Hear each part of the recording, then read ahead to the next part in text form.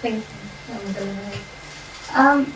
Well, I went to university and I studied literature. My undergraduate degree was at university. Can you hear me? Can everyone hear me? Okay. It was because I've always loved reading. I've always loved books since I was very young. I wanted to study literature, but when I went to university, it was one particular kind of literature that really inspired me and my imagination, which was what we would call post-colonial literature in our specialist academic field, but world literature that talks about the struggle against colonialism, the struggle to create independent societies, the national liberation struggles that happened in Africa, in the Middle East, in India, the Caribbean, and we could say also what happened with 71 in Bangladesh. But, I did my undergraduate degree and then I did my master's degree, and then my master's degree, that was a post-colonial literature specialism. But in that, I read about partition, I read about Nigeria, I read all kinds of different literature, but I read Mahashweta Devi in English translation, but I didn't read anything from Bangladesh, not from what we would now consider Bangladesh. I read some Thakur's short stories, but nothing about 1971, nothing about what happened when East Pakistan was created.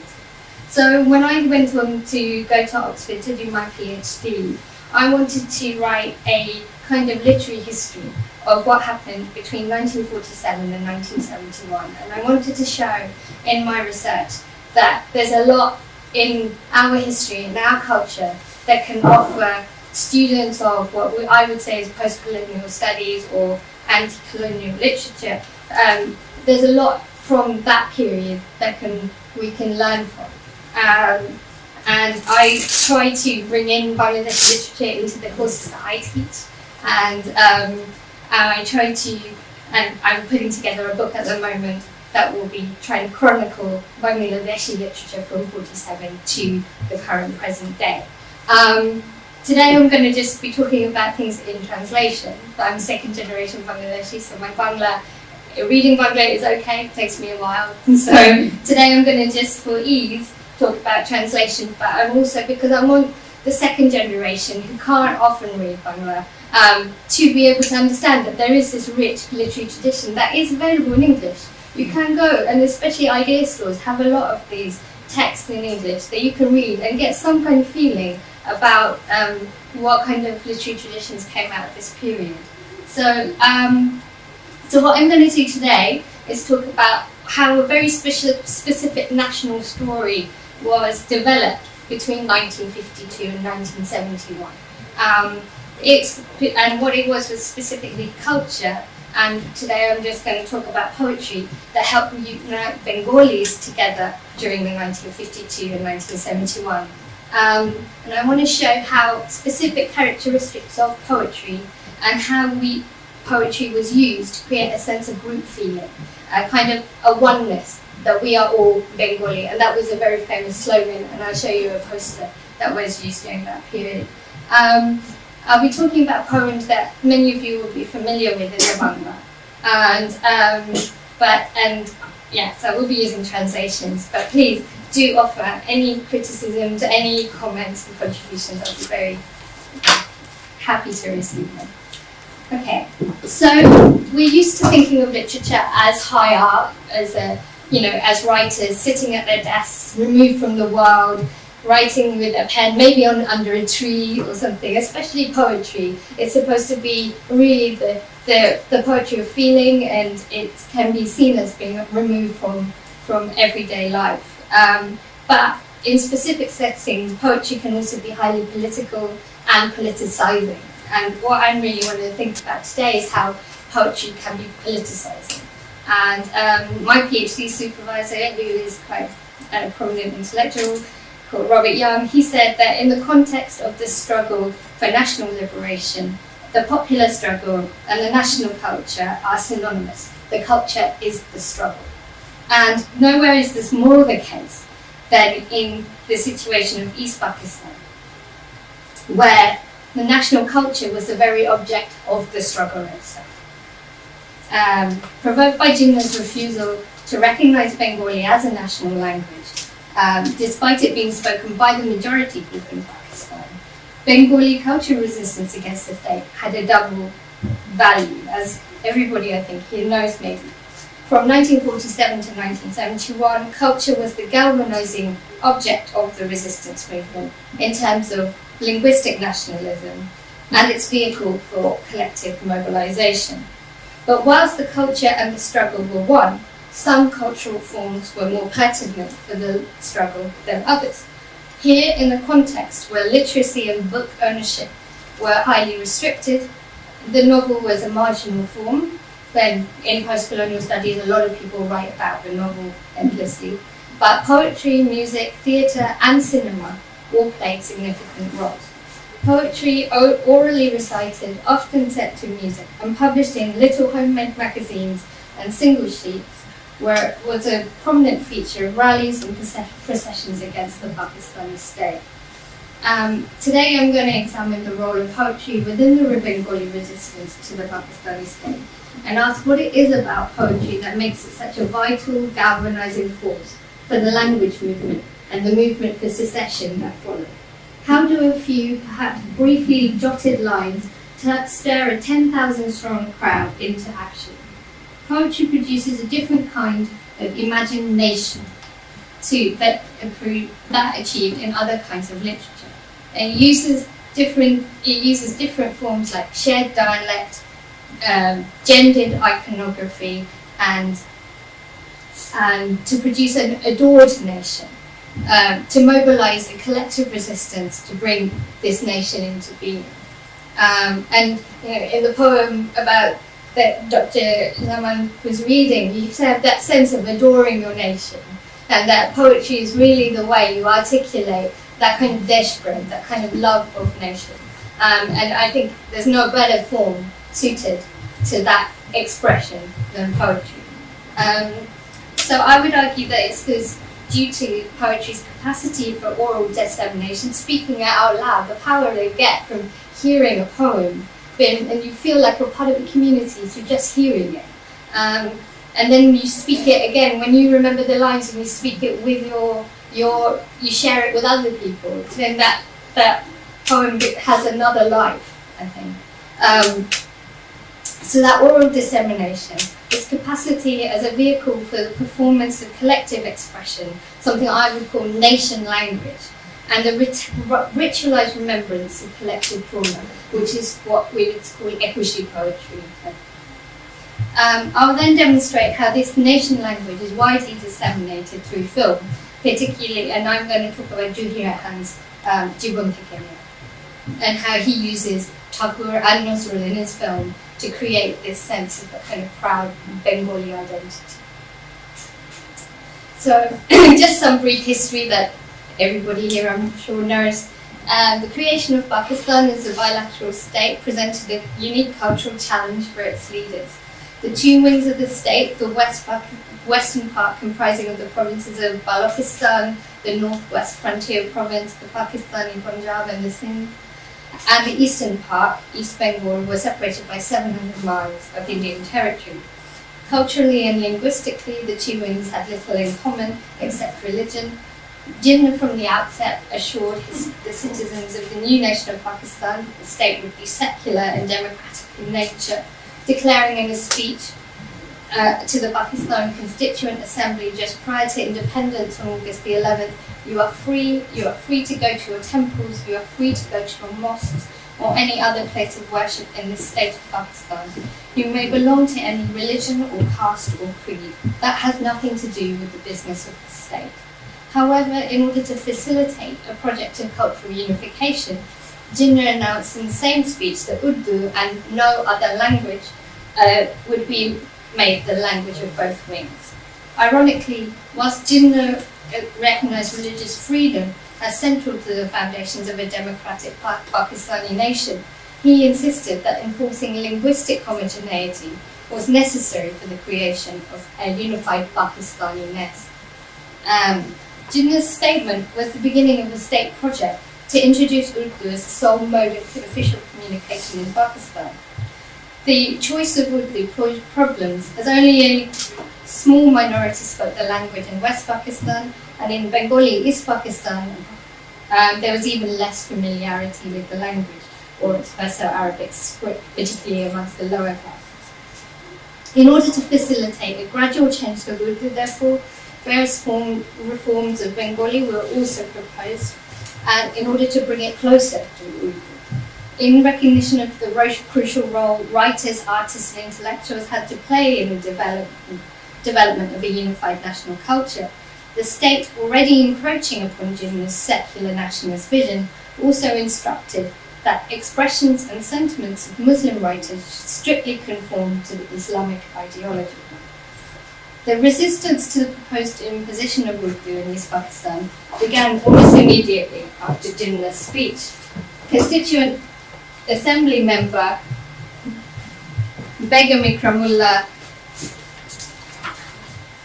observed that a feeling is growing amongst East Pakistanis that the Eastern Pakistan is being neglected and treated as a colony of West Pakistan. And this is, its quality isn't good on so big, but it's one of the political cartoons from the newspapers when came out protesting Urdu and this is West Pakistani authorities and threat to Bangladesh script. In 1952, student groups formed a coalition named the All-Party State Language Community of Action, which was to direct a nationwide campaign against the imposition of Urdu. The committee arranged a general strike and demonstration on 21st of February. Initially, the police arrested protesters and fired tear gas to disperse the crowds. When this failed to halt the procession, the police began to fire on the students, killing 4 and wounding at least 9. In the following months and years of Pakistani rule in East Bengal, the incident of state violence on the 21st of February, Ekushi February, continued to play a prominent symbolic role in the Bengali resistance to the state, particularly in the form of cultural remembrance, being simply known as Ekushi 21. Even after the state bowed to public pressure and included Bengali as a national language of Pakistan in 1956, there was still evidence it didn't possess the same symbolic status as Urdu. Historian Tariq Rahman notes that currency notes, railway and postal signboards, etc., were not in Bengali. Moreover, inequalities in other spheres, such as the economy, resulted in the escalation tensions between the central government and the eastern, eventually leading to war, the secession of East Pakistan, and the creation of Bangladesh in 1971. As I'll demonstrate today, Ekushi writing, songs, orally recited poems played a central role in the Bengali resistance to Pakistani state from the period 1952 to independence in 1971, and they're still used every year during March, December, yearly round to mark those occasions. Benedict Anderson talks about how national anthems work to foster intense feelings of solidarity and solidify nationalist bonds between a group of people too large to know one another personally. He says, there's a special kind of community which language alone suggests, above all in the form of poetry and song.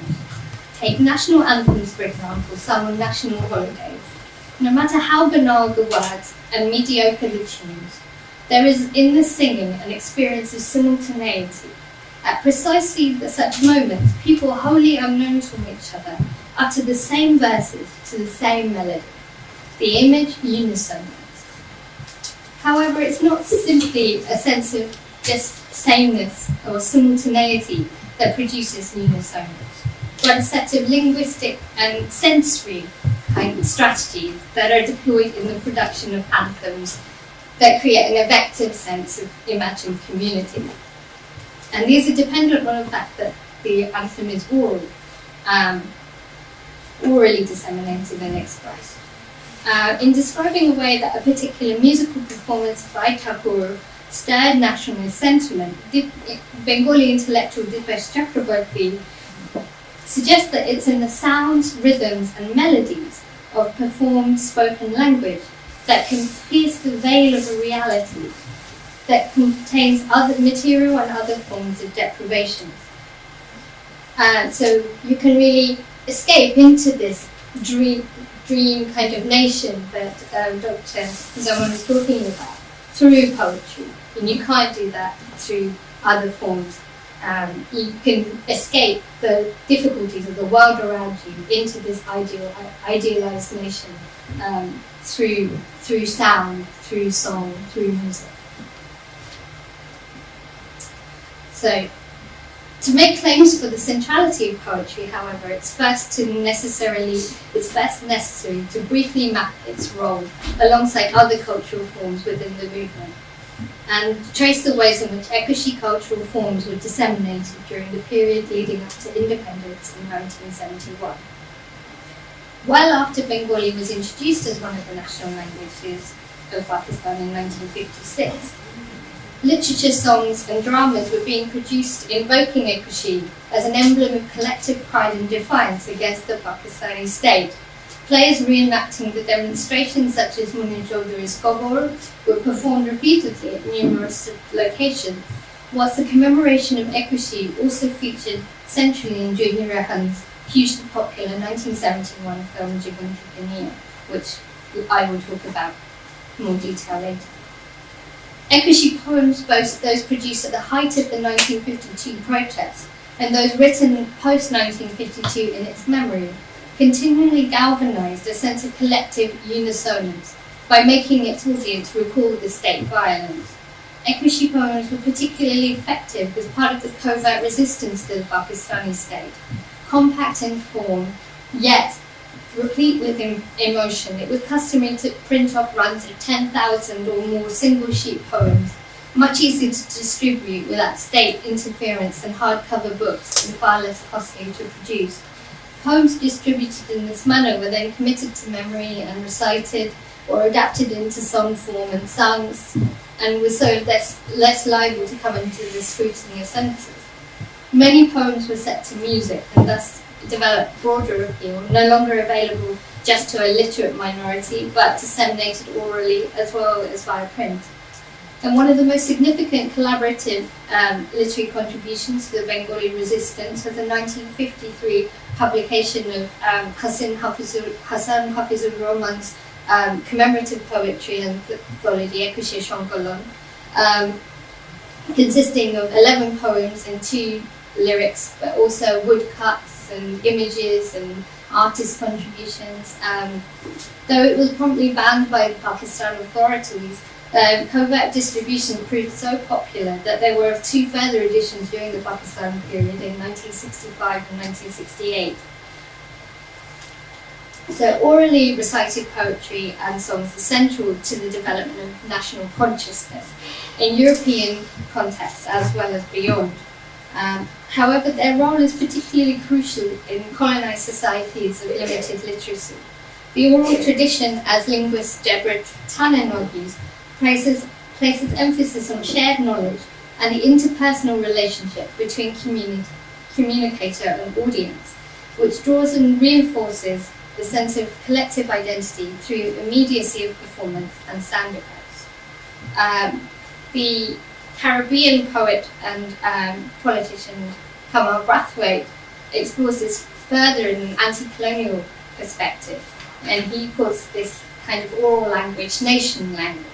And he says that reading, in contrast to this, is an isolated individualistic expression. You're sat at your desk or at your chair and you're just reading and you can't share it with a group of people. The oral tradition, on the other hand, demands not only that the communicator but the audience needs to complete that, the meaning of the text, needs to complete the sense of community. The noise and the sounds that the maker makes are responded to by the audience and are returned to him. And that's the kind of, any of us who've ever been to a Bangla Ghana session or Afghanistan will know that you don't just have someone performing, you have everyone clapping, you have people singing along. It's a shared experience. It's not just one person giving something to another one. It's a shared collective experience. So nation language is therefore an exuberant oral form that impels the audience to participate and contribute through the sheer joy and freedom of speaking in the shared oral tradition. Intimately connected to the land and to the agrarian classes, it stands distinct from staid, correct, grammatical prose, from technology of publishing, and from European notions of history and memory. In this vein, many of the poems commemorating Ekushi either adopt colloquial spoken Bengali forms or depend upon being spoken for effect, utilising sound effects, cadence, rhythm, to produce the maximum impact upon listeners. A powerful example of the centrality of orality to Ekushi cultural production is Abu Latif's Tera Amar Mukhir Kotha Kaire Nitte Chai. They want to snatch away the words from my mouth. It's a popular song that was played regularly on Shadin Bangla Beta Kendra, the clandestine radio station that of the Bengali resistance during 1970 to 71 war. It's distinctive and particularly memorable for its use of colloquial dialect-inflected speech patterns and a regular, simple rhyming scheme. Latif's musical adaptation in the style of popular folk songs rather than classical music has an infectious melody and a skipping, exuberant rhythm, which requires it to be performed at pace. Both the use of dialect and the rhythm of the lyric result in a song that's enjoyable to listen to and to sing. However, Latif's use of dialect is also a celebration of Bengali, of Bangla, as a living, breathing language of many distinctive regional groups and personalities, all who are all included under the collective identity of Bengali. So this is a poster which was used quite widely during 1970-71. There is a Buddhist temple, there's a Christian church, there's a mosque, and there's a Hindu mandir, and it says Amra Shobai Bangla, we are all Bangla. And that kind of speaks to the particular kind of, this period being a particular kind of history of a secular national liberation movement. So, Latif's song also refrains from using literary Shadu Basha words and favours a simple spoken Bangla, which is comprehensible to many. His images are constructed around the idea of speaking Bangla as a kind of empowerment and a kind of freedom, and concurrently the state is presented as gagging or rendering the speaker forcibly mute. The state's language policy is seen as a kind of cultural theft, with the speaker accusing them of wanting to take away the words from my mouth. It's a song that continues to be performed with zest in present-day Bangladesh and I mean, my family loves singing this song because it's just so energetic. But it's a kind of bodily experience of celebrating Bangla. It's whilst remembering what was actually at stake in the linguistic nationalist struggle. Whilst national anthems provide one way of symbolically unifying multitudes into nations, poetry in situations of nationalist conflict often centres around the experience of collective trauma. The ritualised performance of poetry as a response to acts of state violence. This can be perceived in the most elegiac of Ekushi songs, such as Abdul Jafar Chaudhry's Ekushi February Amiki Can I Forget, which has had a central role in the performance of Ekushi rituals from 1952 onwards. As anthropologist Nayanaka Mukherjee notes, the melancholic is a prominent idiom in Bengali popular culture. It offers an alternative form of enjoyment or pleasure through the indulgence of sadness and forms of catharsis. And, we do love our tragedy as Bengalis, there's us. Shakespeare could only dream of this kind of tragedy. As such, the song is a deeply emotional, effective performance of collective sadness and remembrance. Jafar Chaudhry's song has been used to accompany the annual processions from the university to the site of the Shahid Minar memorial And due to its simple melody, its regular slow-paced rhythm, and that makes it evocative for a funereal procession. The use of assonance, of elongated vowel sounds, creates a dignified sense of reflection. Yet in the tension with the sedate melody and rhythm, the content of the poem alternates between reflecting upon the sacrifices of the language martyrs and calling for vengeance. Throughout the poem, the refrain, "Amiki bhulite pari," or just simply "Ekwishi February" are repeated, imbuing the day with further and further emotional weight with each repetition, particularly as the incantations slowly rise up the musical scale to become higher pitched at the crescendo. Rejecting mourning, Jafar Chaudhry summons the Bengali landscape to wreak revenge in his poem, calling upon Boishakh, the season, and its characteristic storms to rise up in protest. The speaker identifies the murderers as explicitly colonial, exploiting the Bengali land and subjugating its people. They do not belong to this country. They want to sell away her good fortune. They rob the people of food, clothing, and peace. The poem ends on a note of impassioned determination as the speaker envisages the East Bengalis rising from their stupor and the anger and vengeance that has laid dormant through a series of transfers in colonial power. Today, everywhere, the sleeping strength of the people have begun to stir, and we shall set February ablaze with the flame of our fierce anger. Collective mourning is deferred in favour of action to bring about justice and freedom, and public performance of the song itself being part of that action.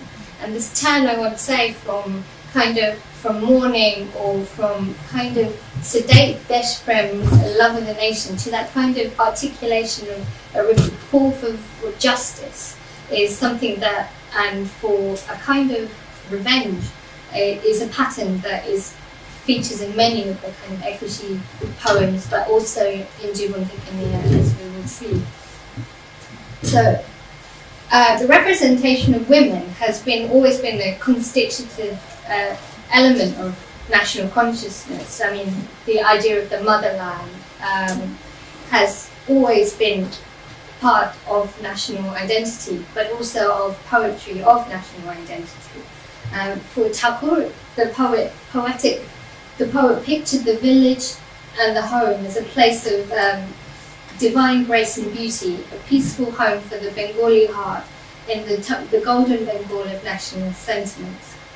Both Thakur and Kaji Nazrul Islam developed a poetic iconography of nation as mother that enjoyed a resurgence in popularity in East Pakistan and inspired a new generation of Bengali poets to celebrate the family structure that they felt to be the heart of the future liberated nation. Whilst many Ekwishi poems and songs reproduce conventional patriarchal nationalist imaginary by calling upon Bengali menfolk to rise and defend the motherland in danger, women were also summoned to defend the nation.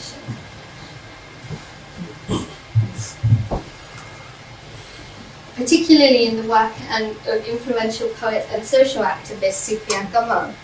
Sufia Kamal combined political activism within the resistance movement, socialist affiliations and social work for women's rights throughout her long career as East Bengal's foremost female poet. Kamal's conservative vision of Nari Andolan, the struggle for women's rights, supports many of her male counterparts' visions of motherland, and doesn't necessarily offer a contestation of their gendered assumptions regarding motherhood and nationalism. Indeed, Kamal holds a place of unique adulation in Bangladesh as mother of the nation, and her poetry offers the nationalist movement potent material in terms of reinforcing nationalism through the celebration of conventional gender roles. Yet, if we are feminists, Dipesh Chakrabarty notes that our contemporary disapproval shouldn't blind us to the creative sides of this patriarchal, non-liberal, and yet modern humanism constructed by the subjects of modernity under discussion. Whilst Kamal posits a conservative vision of gender roles centred upon heterosexual family structure, She also sees a radical militarization of femininity being central to achieving a free and independent Bangladesh. She does this most evocatively in her poem "There's No More Time for Braiding Your Hair," where she reworks a poem by Dr Nazneen Islam, which was calling for women to throw off both patriarchal domination and British colonial rule. And Nazneen Islam talks about women coming to wipe the sindoor from their hair and set fire to a funeral pyre in order to get rid of the British colonizer. Written during 1970-71 war, the opening lines of Gamal's poems are stern, almost chastising in tone, informing women that there's no more time for braiding your hair in patterns or to be concerned with the glamorous border of your sharis, the mark on your forehead, your mascara, or your lipstick. There's a suggestion for contempt and impatience with women in this opening verse, as it's implied that under normal conditions women don't consider anything except for cosmetic beauty. The second verse, though, moves to these images that discuss danger, violence, hunting, and predatory animals. Here, women are transformed by the state violence from silly, vain individuals into a group of serious, powerful, and dangerous warriors. Their femininity is deliberately curbed in order to fight oppression. Eyes that would have been made up with kajal are now like the sharp edge of a sword. Lips that would have been rouged are now firmly pursed in stern resolve. Like Tagore and Shamsur Rahman, Gamal's idea of autonomous womanhood is centered on the domestic sphere, and Gamal sees state repression and violence as wreaking a terrible impact upon its domestic space, which is also connected to the natural landscape of Bengal. And Gamal always talks about women as being the protectors of the natural landscape of Bengal. They're the ones who look after the seasons.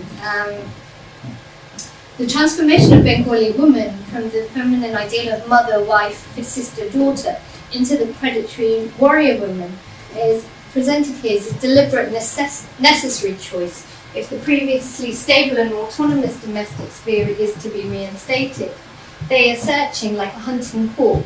Their bitter hearts have turned cold, savage, hard to take revenge on the brutal ravages.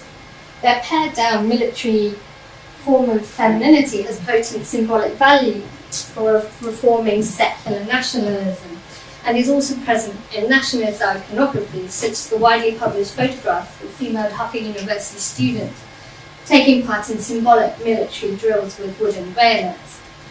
As we shall see in my final section, the gender politics of Jibun Tikania are slightly different. A raucous sister-in-law is presented as the kind of oppressive authority of the Pakistani state, and it's the meek brothers of the household who personify the emasculated status of Bengalis under the Pakistani rule. So I'll just now go on to talk a little bit about film in East Pakistan, and finally I'm just going to show two little scenes from Jibun Tikania, which show how he uses poetry of Tagore and of Nazrul Islam in order to create this kind of sense of a proud Bengali national identity, and to mobilize the audience into taking part in that wider political resistance that's happening outside the film theatre. So film production in East Bengal only began post-partition, and prior to that, Bengali filmmaking was based solely in Kolkata. From 1960s onwards, there was a steady rise in the number of Bengali films being produced in East Pakistan, and it's recorded that there were at least 120 cinema halls spread through East Pakistan during this period. The influential popular film Jibun Tikania, directed by Juhi Rehan, was released in April 1970. At this point, although Bengali had been installed as a national language, the tensions between the state and the inhabitants of East Pakistan had escalated to the point that civil liberties had been severely curtailed and martial law had been imposed. It was less than a year after the film's release that civil war would break out. Whilst martial law ensured the strict censorship of film, as well as other forms of cultural forms to remove criticism of the state. Rehan's uniquely political nationalist film managed to make it past the censors. The film is a remembrance of the events in Ekushi and poses a satirical allegory to state language policies and oppression in the form of a domestic comedy, where the Pakistani state is presented in the form of an overbearing wife who refuses to allow her husband to perform the music he loves, particularly Thakur's song. She reigns over the younger brothers of the family and controls the household's finances, which is an indirect reference to the perceived economic inequality of the two wings by East Pakistani. In order to achieve the freedom to play the song Islam. So I will just move quickly. When do we have to finish? Carry on. Okay. Two non-Bengalis, of which there are a couple in here, it's difficult to truly convey the significance of Thakur for Bengal. William Radici from SOAS likens him to a religious substitute, and indeed a couple of the China, sorry? No, I know as well. I know I'm speaking in East London, so, you know, a couple of the China intellectuals and some of the people I interviewed when I was doing my research, one director said to me that he doesn't pray, but he listens to Thakur in the morning. So it's a particular period where there was a kind of secular, an emphasis on secular kinds of ideas of, you know, spirituality by certain individuals. But also, the other icon for Bengalis is also, of course, Kazi Nazrul Islam. And there's a really interesting article by Sajal Nag who talks about the way in which Nazrul Islam, who had less ties to East Bengal really than Thakur, was kind of reclaimed by the Bangladeshi nation, by Sheikh Mujib. And so he was actually physically brought over to Bangladesh after independence, even though he'd always lived in Woodland. So, and it's a really interesting article where he talks about poetry being really like a site of political claiming between West Bengal and East Bengal. But so what I think Rehan does is he uses the Thakur song to create a sense of Deshprem. He uses Amar Shona Bangla to really celebrate the village and landscape, the rural landscape of Bengal, and this very kind of moving section of the film where he puts together a kind of visual montage of all the things that are beautiful about the Bengali landscape. And it's done specifically to try and move one of the central characters, an outspoken servant in the film, who doesn't see the point of national political resistance. He doesn't see the point in getting involved with politics because he thinks you should just focus on, you know, earning money and, you know, your own life. And actually what this song does in this film is to actually even move this cynical servant to thinking about his landscape. And so what I'm just going to do is just show you that little section.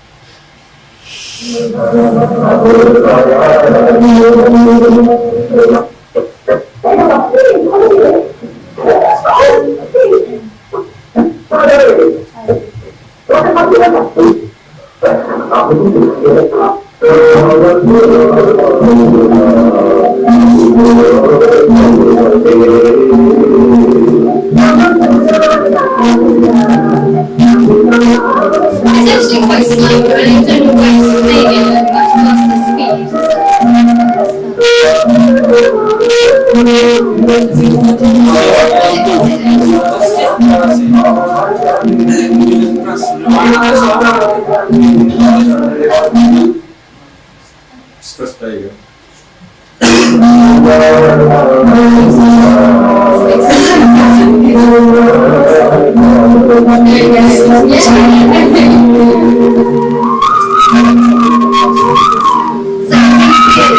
Kind of visualizing to go with the poetry to make it.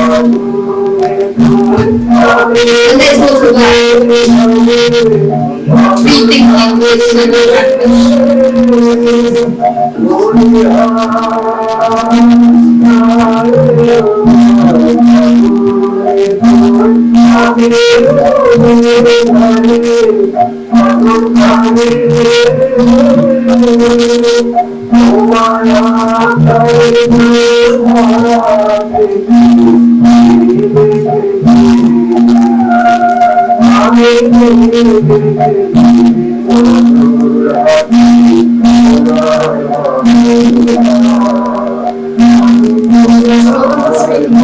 changing his mind, just listening to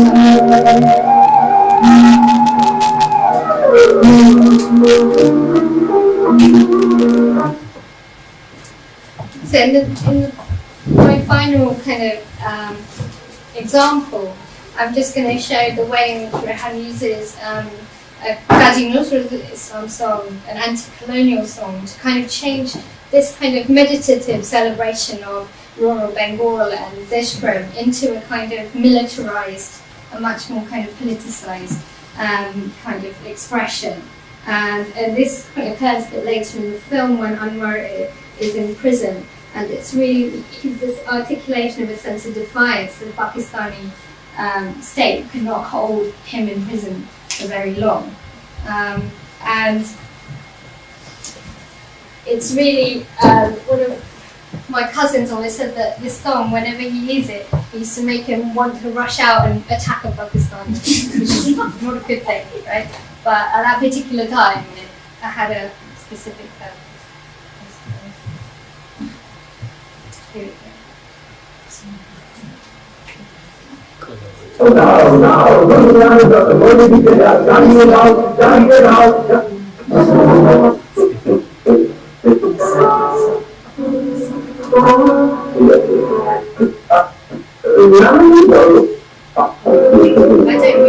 know whether the names are, because I've got relatives, but that's when it all goes integrated. Does anyone think we're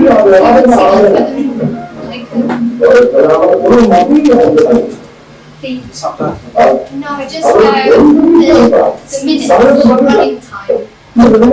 Try right clicking on this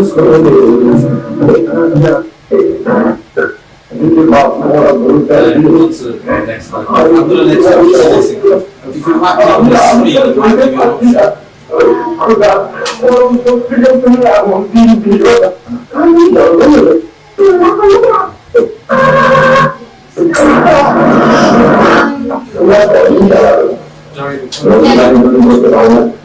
What particular duration you're after? 59 minutes, 58 minutes. 58 minutes. Yeah. Film for the tourist ones. So about halfway. Yeah. It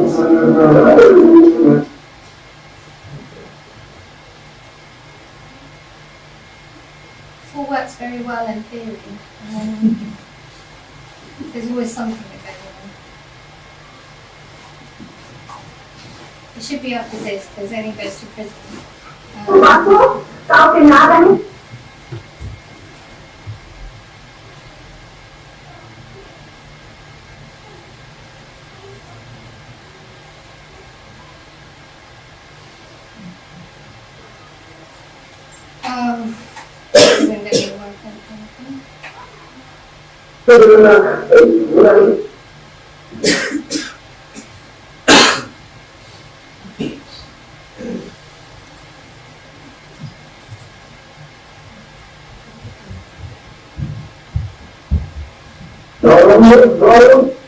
Do you get any from Bangladesh? Any submission from Bangladesh? And then we'll go over to here we go.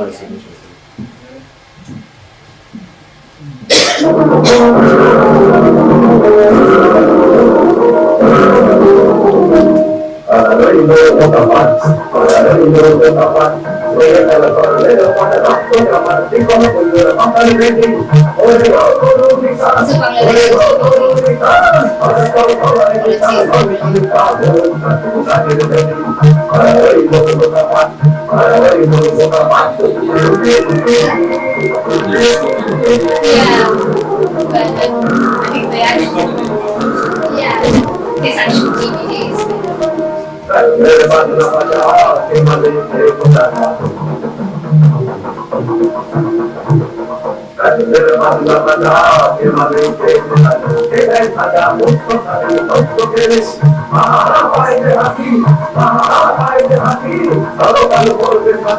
My dad used to make us sing. It's like a nursery to go to sleep. My mom was absolutely crazy. My mother used to make us sing it.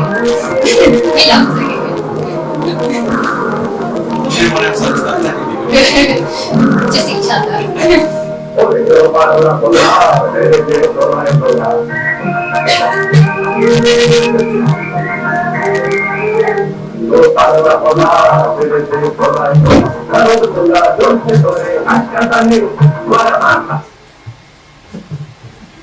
So, to conclude, what I've tried to do today is offer a brief kind of mapping of Bangla poetry from 1952 to 71 to demonstrate how it contributed to the development of Bangladeshi nationalist consciousness. I've shown that poetry and its ability to appeal to the senses, its accessibility, meant that it was one of the most important cultural forms for the resistance to Pakistani state authority. And it suggests that poetry can be a potent political form, a collective expression, particularly when, as in Jubon Hikemiya, it's disseminated through multi-sensory vehicle of film. I think Bangla literature and the history of Bangladesh has a great deal to offer the students I teach and my colleague students, and also my fellow scholars of post-colonial theory, particularly in the way in which history is constructed into national identity by drawing on select elements of Bengali history and culture to create that kind of basis of unity and resistance. The period leading to the establishment of Bangladesh is not just of historical interest. As many commentators have recently observed, it can also be likened to more recent political uprisings, where we also see that poetry has had a very prominent role. And I'm speaking here about Cairo and the way in which poetry was spoken in the square. So, and I think that forums like the Brick Lane Circle and speech, and Dr. Zaman's speech today, and also different seminars and events that attest to an increasing interest and the increasing relevance of Bangladeshi history and culture, not just to Bangladeshis, but also to a wider audience. So, thank you. Thank you very much. It's time for questions and comments and criticism, whatever. Think you like. Just a bit of comment. Can you elaborate on the idea of 1956 when the Urdu was recognized, Bangla was recognized as part of the national languages of Pakistan? I mean, what does it mean in material terms? Does it mean that Bangla was taken as a lingua franca across Pakistan for educational purposes, or just kind of used only in East Pakistan? I mean, you kind of did indicate that it didn't have the status of Urdu, but at least in theory, did that have that status, even though it might not have been in practice? My second question is, I mean, I haven't seen any other themes in your presentation in terms of, was there a sort of Islamic identity theme that was running at the same time, vis-a-vis sort of a Bengali identity devoid of any religiosity as such? And does that is there necessarily has to be a conflict between a Muslim identity and a Bengali identity? I mean, from my little knowledge that I'm aware of, that's not really my subject, so I'm not really much aware. I mean, there has been some significant Muslim individuals with a strong Islamic inclination who contributed to this debate and participated in the language movement. Yes. I'm not going to mention that specific individual because of the controversy, but apart from him, there is many other people, for example, Muhammad Majlis and things like that. So, can you share any light in terms of especially on my 2 points, which is there conflict between a Muslim identity and a Bengali identity? And can that be reconciled? And was there any other contribution from sort of a Muslim identity-oriented people towards speaking up or standing for Bangla language? Okay, thank you. Regarding the Bangla language in 1956, I think I did say that even though it was included as a national language, the actual machinery of the state continued to be both in Urdu but also English, and so that Bangla wasn't kind of elevated to that same level. You didn't have like all your kind of all of the parliamentary papers being published in Bangla. You didn't have, and you know, it's reflected also in the infrastructure of the state, which was mostly based in West Pakistan. So there was still a kind of imbalance there, even though there was a tokenistic kind of recognition, and that was only because it was becoming totally impractical to insist that there could only be Urdu. I mean, it's not just Bangla. There was Balochi, there was Sindhi, there were all kinds of language movements happening at the same time in parallel to the Bangla language movement. Really, they created a bigger problem for themselves by trying to just insist that Urdu should be the only language. And but you know, the problems with language were then overtaken by economic problems and political problems. So that became a symbol rather than the actual the issue at hand. That Bangla language was more a symbol of what the state was capable of, you know, in terms of oppressing East Bengal and the kind of inequality of the two wings. In terms of Muslim identity, I mean, I think that in this period, as I've shown, I think there was an emphasis, and maybe it's an elite emphasis, on secularism and a particular kind of definition of secularism. But that was kind of constructed in kind of response to the infrastructure of the state. So I would say that, you know, with these kinds of historical narratives, they are specifically contextualized, and that changed the way that kind of definition of Amra Shobai Bangali did change after 71, as we all know. But at this point, it was really important to actually develop that kind of ethnic kind of and linguistic kind of unity. So I think, yes, Islam has a place there alongside the other religions, and I think I think that it does have a place, particularly in Ekushi commemorations. I think there's a lot of poetry that talks about kind of grieving and about memory. Sufia Kamal has a poem where she talks about the afterlife and the martyrs going into the afterlife. So, and she's speaking that specifically in an Islamic context. But for me, the overarching narrative of this period is the kind of secular one, and I think that we can go back and look at it with kind of our contemporary Muslim Bengali emphasis and kind of reorientate that history if we want to, but I think that would be quite methodologically problematic. So. Can I reinforce that? Yeah. I happened to be in East Pakistan at that time, just a student, but I can categorically say that there was no Islamic identity of language movement, and language movement was the precursor of the movement which amounted to or led to secession. Yeah.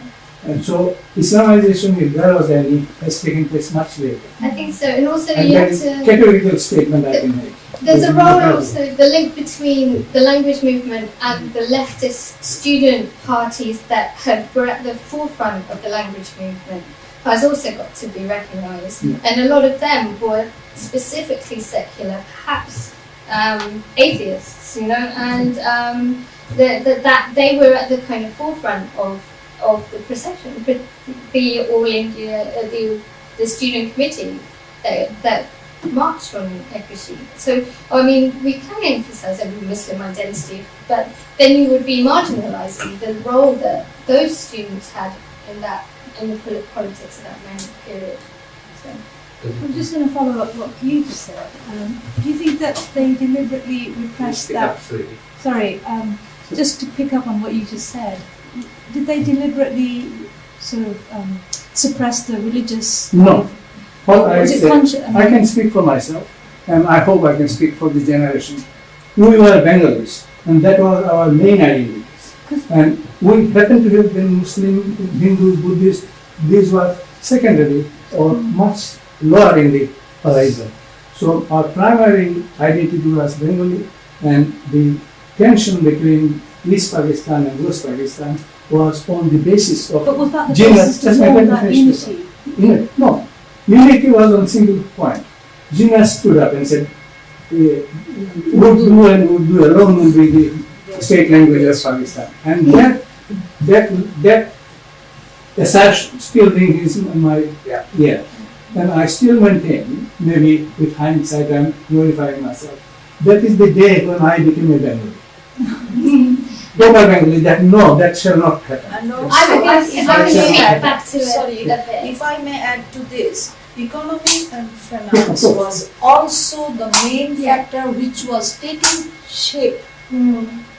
in the face of all this conflict, as language movement, as unrest, as hartal and everything. Mm. Economy was there, Yeah. financial problem was there. That was also behind all these things. I'm gonna ask a controversial question. Can I speak back? Okay. And then I will. I don't know. Sometimes I think that because it was a very instrumental and I think pragmatic decision to kind of celebrate this joint secular identity, that's one of the reasons why it didn't really survive post 71.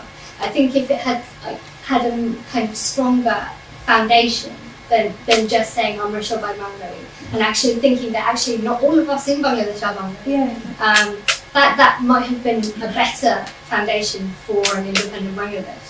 But and also I think that some of the intellectuals did suppress Islamic identity. I mean, Said Waliullah's Lal Chalu has a very scathing representation of Islam, and it could almost be seen as laughing at people for their religious beliefs. So it's not all exactly the same. I think there's a lot of kind of different there's a spectrum of kind of different political and different ideas of secularism, even within that kind of elite secular group. I just want to ask a question. I won't take advantage of my position. This chair. You know, when Pakistan was created, whether you accept or not, what language could be logically national language?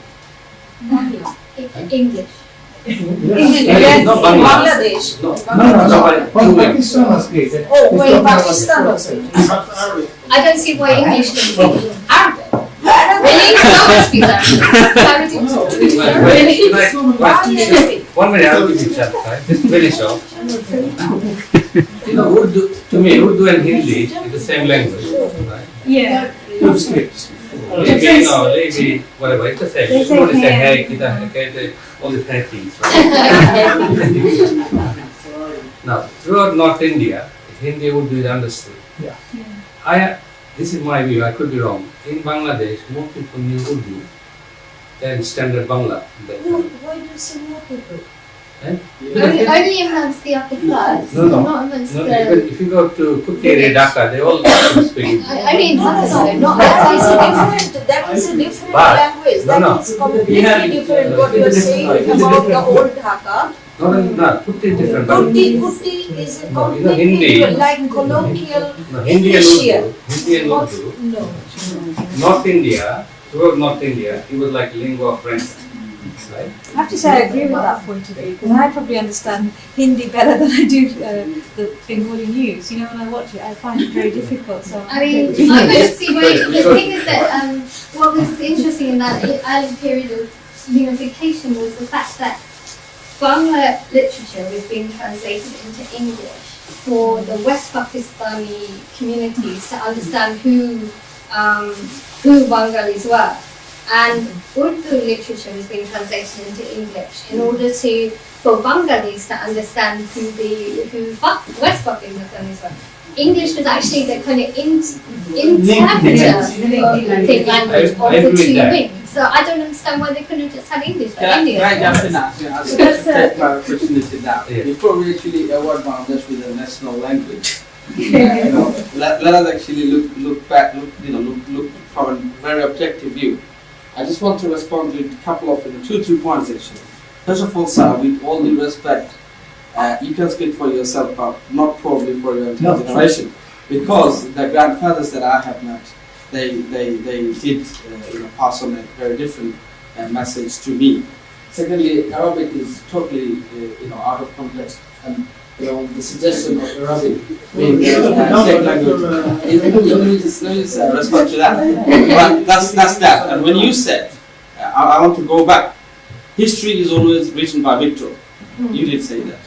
And actually, who was victorious after 1971? However it has happened. A lot of my mom and those people who actually witnessed the independence war, they said it was won in Uli. Uli is a very Sileti language, in a chaos, in an anarchic way. It did not happen throughout the process. Like a lot of people will argue that there was 6-point plan, there was all this. Yes, the depression, the frustration that has generated in last 20-30 years was quite relevant, was the ultimate foundation for 1971, whatever we have in our outcome. But what I have seen, there was a clear division amongst our forefathers in terms of, do they want Pakistan being the largest Muslim nation to survive, or do they want a separation? Now where I come from a third generation, I do not want to be called either a Muqtida or a Rajakar. What I want is fact and to be objective. And here, this is a barrier where I can see my brother, he is actually cornered in his place where he's not being able to say that Professor Ghulam Azam was actually a player in 1952 the language movement. Player in a sense, no matter however his role was it a large one or was it a very ceremonial? I don't want to go to that debate. Yeah, fine, you just did. No, I'm not asking. What I'm saying if you look at the context of it, Alright. the way secular people and secular, the pro-secular people has written the history, when you said it is very hard to really go back and objectively give the Muslims identity or the due proportion of Muslim contribution towards the movement. Okay. You should write a history. But And what also, I want to Usmani say, wasn't present during the signing ceremony. alright, what I want to say That's something is different. the history in London has not been written by the victors. The I'm history not written as our history. I'm sorry well, to say no, this. well, the history as it No, is still existing in contesting narratives is very different here. In London and in particularly East London, I think the kind of narrative that I present is incredibly marginalised now, and I think it's actually really important to actually present this history here because a lot of people don't know about it. Because the other history has completely overtaken, and no one has that critical faculty to actually say that maybe there are some errors. So, Say your word as a local yeah. Stephen must have something. I was just going to ask, Speak up, please. will you already recently publish a book? Yes, at some point, if it then get back to me. It's Right. as well. Yeah. Any other questions? There's also a journal article that I can. We'll take a question last year. In your research, did you look at literary movements in West Pakistan? Did you find that? I mean, I can't do that. There is Or really any ideas interesting. that whether they supported the Bangla movement in East Pakistan? Was there, empathies in that? Yeah, well, there's the historical book that I talked about. There's a book about the language movement of Pakistan, which talks about all of them in kind of parallel, but doesn't really talk about any kind of connections. Within the movement, there was some articulations of kind of solidarity with like Palestine, Vietnam, Algeria. There were all these kinds of connections made with them, but I haven't gone through like everything that's out there, so I don't know. There may well be, but also the problem was that kind of the press was suppressed, so people would not necessarily know exactly what was happening in Sindh, in Balochistan, at the same time as what was happening in East Pakistan. There were also linguistic problems, of course. There's an interesting book by someone called Kara Solano who talks about Pakistani literary representations of 71, and she talks about how it's remembered in Pakistan, which is quite interesting, kind of parallel project to my one. You take two questions. First, Frida then. Well, it's more like, I guess it's a question. I was trying to do some research on supporters from Pakistan or Bangladesh, and I actually came across a comment by a random person on the website saying Tariq Ali, who's like a well-known human rights activist from Pakistan. He actually made an apology. He wrote a letter of apology for everything that happened. I was looking for that letter, but I couldn't find it. But I came across this website, which is like a Pakistani organisation based in Pakistan. They're like a Marxist influence organisation that are quite. They're very supportive of Bangladesh, and recently one of them actually visited the War Museum in Dhaka, I think. I can't remember who they are. But it would be really interesting to find those resources. Yeah, definitely. I mean, I don't think everybody in West Pakistan was anti-East Bengal by any means, and it was a specific ways in which there were real problems in which the state was structured, and there were economic inequalities as well. But not every Pakistani on the ground wanted to, They didn't even know what was going on. But the other, Tariq Ali used to come to a lot of the rallies in the New Zealand. There was a big one at Trafalgar Square. He was there. There were a lot of different people. Last question from I just want to maybe explore this, perhaps down the research, and maybe my seniors here can help on this. The individual perception after partition was in both Bangladesh or East Pakistan or East Bengal. People were proudly shouting out Pakistan Zindabad, Pakistan Zindabad, shifted after that to Bengali notion and now Bangladesh. Speaking to those seniors again, seeing that shift, where do they strongly feel like, generally speaking, that they fit in or belong? Or how does that shape their own identity? Can I tell you one thing? I'm an old man with all. I worked 6 months in Karachi in 1965, and as I could speak Urdu, the parties I used to attend, and they said, "How kind, Khan, how nice you are. You don't speak the language of Kafir." I beg your pardon. You don't speak Bengali, and that was an average thing in West Pakistan. Exactly, that's true, because an idea was circulating at that time when war was going on in 1971. The military soldiers who were sent from West Pakistan to fight East Pakistan, that means Bangladeshis, they were given some idea that all the Muslims in Bangladesh, all means, well, at least the Muslims in Bangladesh, they are not proper Muslim, for which there were many incidents I know personally that happened for examining the person, whether the person was Muslim or not. And I know one incident which happened to me on 13th of December 1971, and that was the night when they killed many intellectuals. I was coming out with my husband in the car coming from Salimullah Medical College. We stopped near Nilkhet. I don't know if many people here knows the Nilkhet. Nilkhet is the place before entering, going into Dhanmondi. We were coming out from the cinema and our car had to stop for some reason. Suddenly, 3 military personnel came because at that time war was going on and it was obvious they were going to lose and they didn't know what was going to happen to them. Suddenly came around the car holding the glass. In Urdu they say, "Mother," asking me, "Forgive us. Whatever we have done wrong." These 3 soldiers, they didn't know what was going to happen. This was the idea they came with, that Bangladesh in that country, or at that time not Bangladesh, but that place was not the place for real Muslim. They did have that idea given to them before they started the war. Last thing.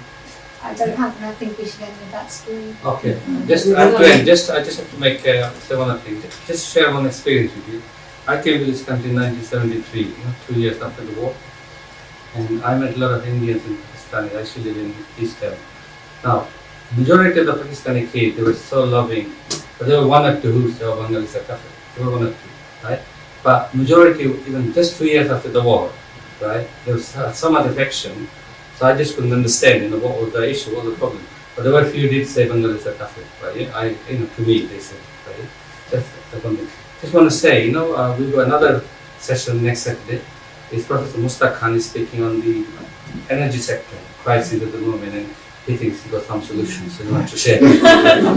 They do come, and just for information, I'm involved with a project, muslin fabric, famous textiles of Bengal. So we recruited about 15 people, and they are in training and doing research, and they will be recreating historical dresses worn by London ladies that were made from Bengal muslin, right? So you will all hear about this, and you're all invited on 13th of May in the evening. It's a stand-up comedy show, right? And please forward the email to everybody else. Bengal or Bangladeshi. I couldn't find Bengali comedians. Human. We are all human. Yeah.